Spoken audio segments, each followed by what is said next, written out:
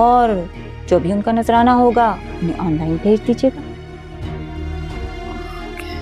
ठीक है। बस खुदार आप वहाज साहब और बड़ी भाभी को नहीं बताइएगा।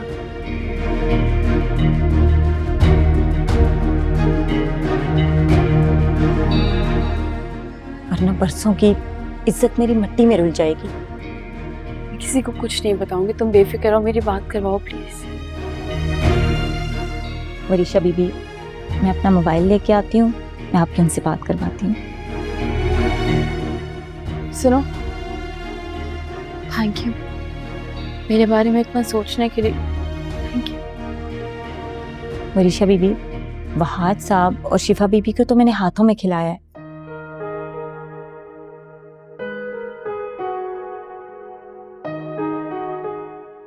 लेकिन आपकी खिदमत का तो मौका ही नहीं मिला।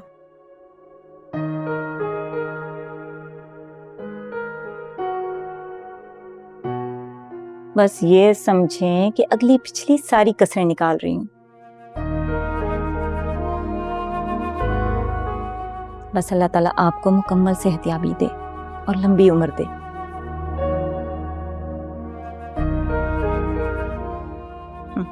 मैं मोबाइल लेके आती हूँ।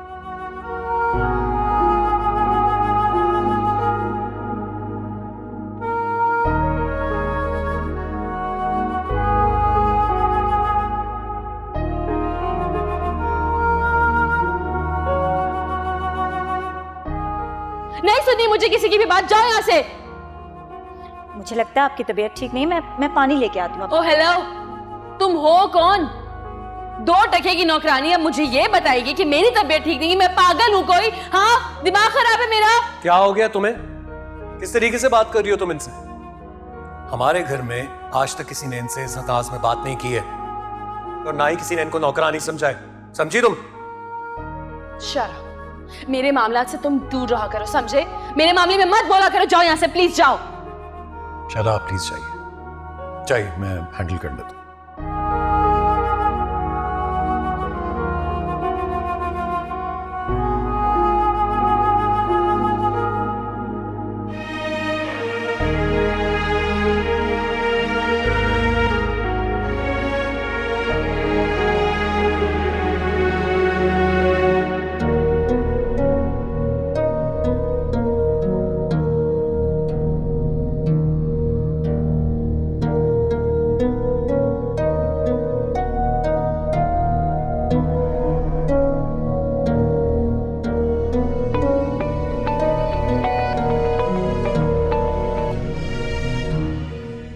हेलो। अस्सलाम वालेकुम प्रोफेसर साहब। वालेकुम सलाम। जी कहिए। प्रोफेसर साहब, मुझे आपसे बात करनी है।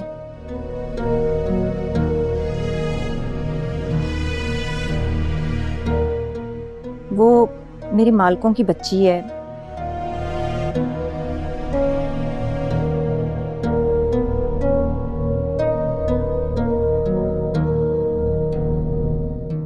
बेचारी का बाप तो बचपन में ही एक्सीडेंट पे मारा गया।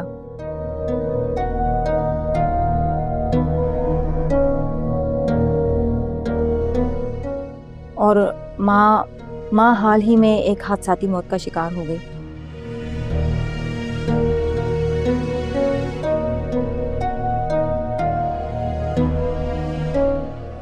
इस बेचारी बच्ची को बहुत अच्छे डॉक्टर्स को दिखाया,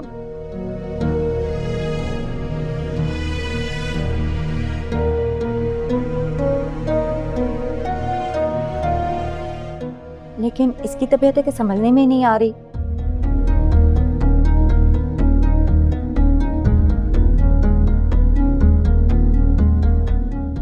देखिए, जिनके मसले मसाइल हैं आप मेरी उनसे बात करवाएं। जी प्रोफेसर साहब।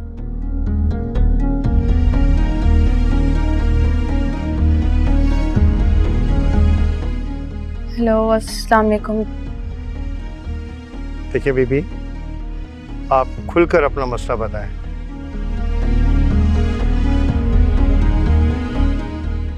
आप जो भी बात कहेंगी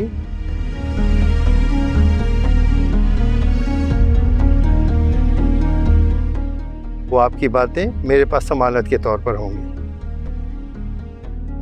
है वो देखिए बीबी, घबराए नहीं, आराम से अपना हाल बनाए।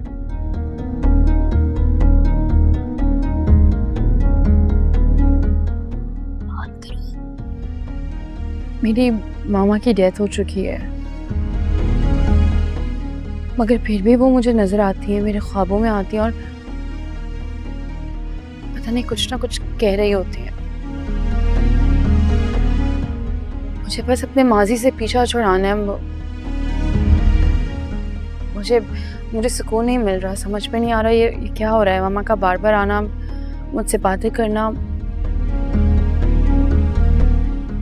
क्या बातें करती हैं आपकी माँ आपसे?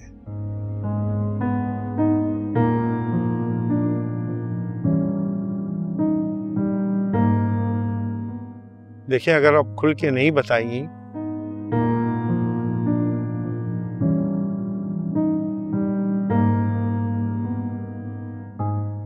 तो मैं कैसे आपका मर्ज समझ सकूंगा? मैं कैसे आपका इलाज कर पाऊंगा? वो मैं वरीशा बीबी, आप आराम से बात करें, मैं दरवाजे के बाहर खड़ी हूँ।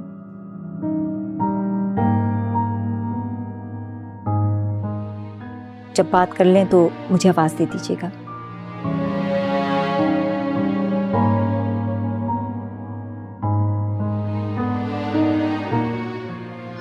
प्रोफेसर साहब, मामा की डेथ के बाद से वो मेरे ख्वाबों में आती हैं।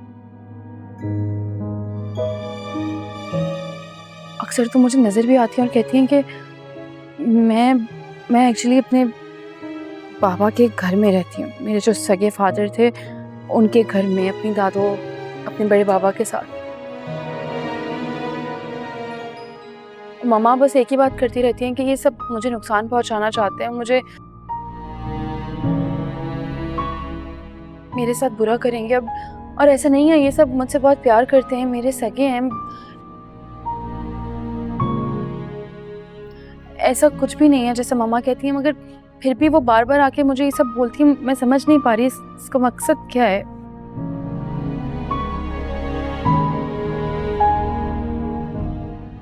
प्रोफेसर साहब, मेरे पास कुछ भी नहीं है, खाली हाथ हूँ मैं। और मुझे एक खाली हाथ इंसान को कोई क्यों नुकसान पहुंचाएगा?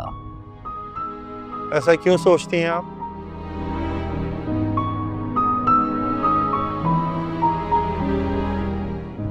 देखिए बीबी, मुझे ऐसा लगता है कि आपके पास कुछ ऐसा है जिसकी वजह से आप पर किसी ने बंदिश की हुई है, आपको ज़हनी मरीज़ा बनाया हुआ है।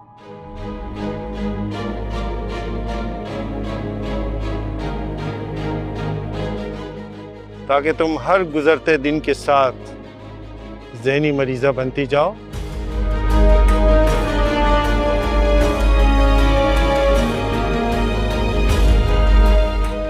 स्लो पॉइजन समझती हो तुम? Slow poisoning? आप ऐसा क्यों कह रहे हैं?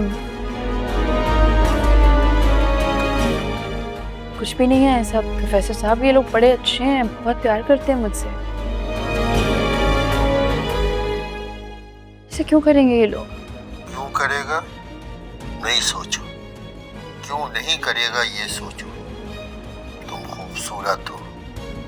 यकीनन तुम्हारा बाप तुम्हारे लिए बहुत कुछ छोड़ कर गया होगा, और तुम्हारे बाद तो जो कुछ तुम्हारा है बहुत आसानी से वो सब किसी और का हो सकता है। इसीलिए तो तुम्हारी माँ तुम्हें इस जादू से बचाना चाहती है। शायद वो ये सब जानती है।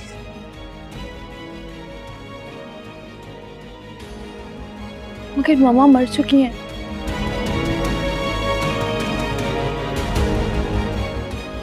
उन्हें क्या पता कि यहाँ क्या चल रहा है, क्या नहीं चल रहा, मैं किस हाल में हूँ। उन्हें कैसे पता होगी ये बात? मुझे तुम्हारे पूरे खानदान की तस्वीरें चाहिए।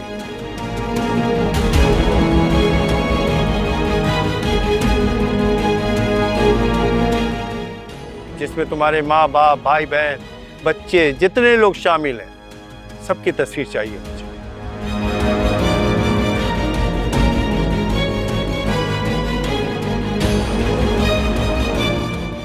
फिर उसके बाद मैं तुमसे बात करूंगा। मगर मुझे आपसे बात कर। हेलो।